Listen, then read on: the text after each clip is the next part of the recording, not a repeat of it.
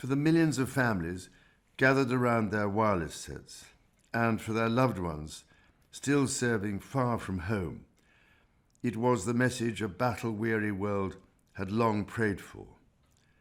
The war is over, declared my grandfather, King George VI, in his address to the nation and Commonwealth on VJ Day 80 years ago today. 4 short words after 6 long years of bloodshed, fear, and suffering. Seldom can a simple message have resonated with such a potent mix of relief, celebration, and sorrow for those who never lived to see the glow of freedom's new dawn.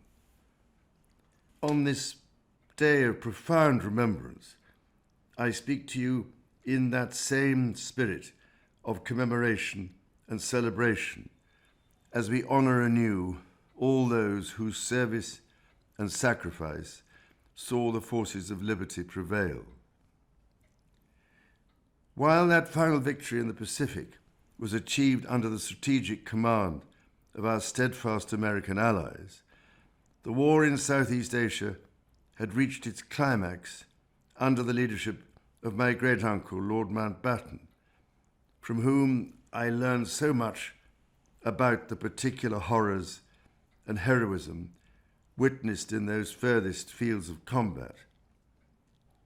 The forces aligned under him comprised over 1 million men and women, drawn from many different countries, religions, and communities, but united by a common purpose and indomitable spirit.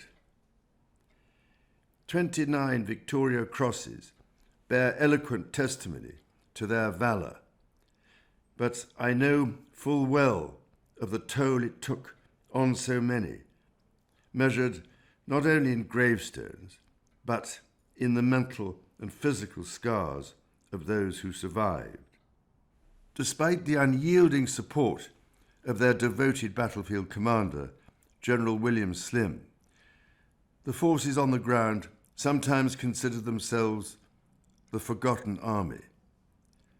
But as patron of the now Burma Star Memorial Fund, and having attended one of the great Burma Star reunions at the Albert Hall with Lord Mountbatten, when the hall was filled with thousands of bemedalled veterans, it has been my privilege to reassure the remaining veterans that they and their fallen comrades shall never be forgotten.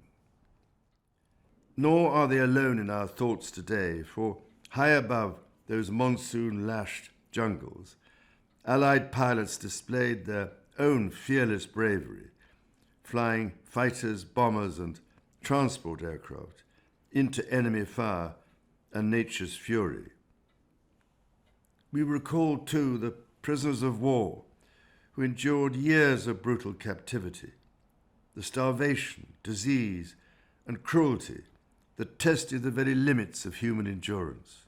Innocent civilian populations of occupied territories faced grievous hardships too. Their experience reminds us that war's true cost extends beyond battlefields, touching every aspect of life, a tragedy all too vividly demonstrated by conflicts around the world today. On this landmark anniversary, we should also pause to acknowledge that in the war's final act, an immense price was paid by the citizens of Hiroshima and Nagasaki, a price we pray no nation need ever pay again. But in recalling so much suffering, we must not lose sight of how great was the cause and how sweet the victory. For those heroes of VJ Day gave us more than freedom.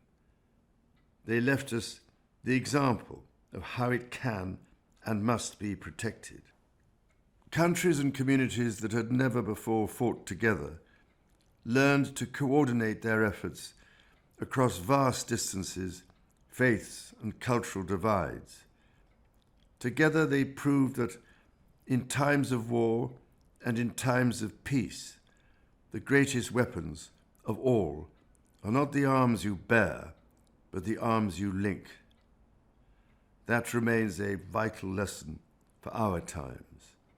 So, to the families of all those who served, and to that sadly dwindling band of veterans among us still, please know that the courage and camaraderie displayed in humanity's darkest hour is a flame that shall blaze for eternity, a beacon that honors our past and guides our future.